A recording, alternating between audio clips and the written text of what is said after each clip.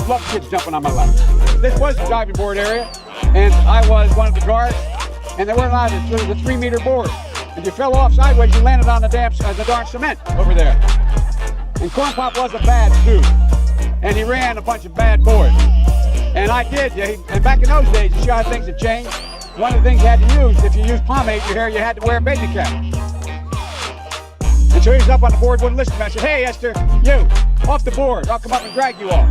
Well, he came off, and he said, I'll meet you outside. My car, these were all public housing behind it. My car, there was a gate out here. I parked my car outside the gate. And he said, I'll be waiting for you. He was waiting for 3 guys in straight razors. Not a joke. There's a guy named Bill Wright, Mouse, the only white guy, and he did all the pools. He was the mechanic. And I said, what am I going to do? He said, come down here in the basement where all the pool filter is. You know the chain? There used to be a chain that went across the deep end. And he cut off the 6-foot length of chain. He folded up. He said, you walk out with that chain.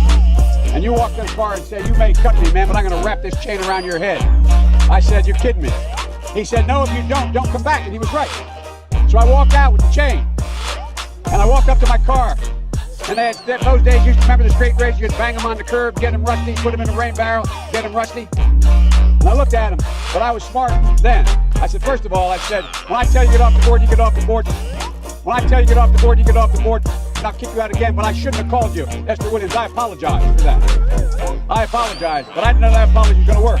He said, you apologize to me? I said, I apologize for that, not for throwing you out, but I apologize for what I said. He said, okay, close the straight razor, and my heart began to beat again. I came down here because I remember the first bumper sticker I saw that made me aware when I was in law school. Proudly for Holloway. Proudly for your dad. First African-American state senator in the state of Delaware. Everything about it. And by the way, you know, I sit on the stand and it get hot. I got hairy legs that turn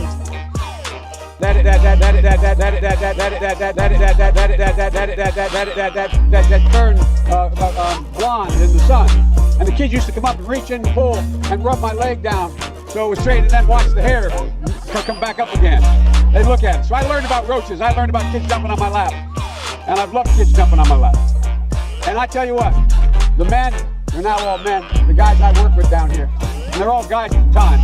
They're all good men. Most of them made an awful lot of themselves. And Earl Larkin had a rough time. And some of you knew Earl. I came back as a public defender.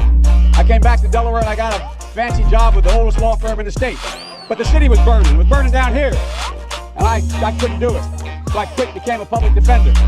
And the first trial I had, I walked into court as a public defender with another guy named Eddie Sobosinski, a defender.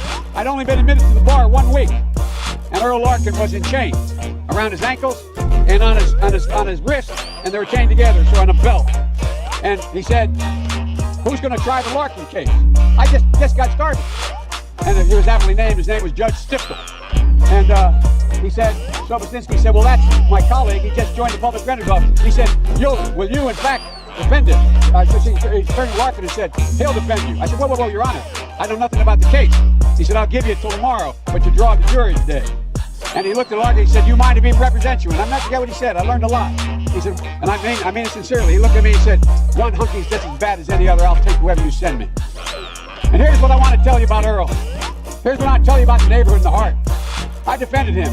He got beat up right on the other side of the field here. He walked along the tracks. He was a sailor. In his sailor's uniform, the guy who he beat up and robbed. And so I thought he was innocent. I kept the jury out 5 hours, but they convicted him. And I felt so bad. So I'd go down to the old prison all the time. They had little wooden tables and two little chairs in a big dome you'd sit under where you'd be interviewed. And I was sitting there, and I've loved kids jumping on my lap.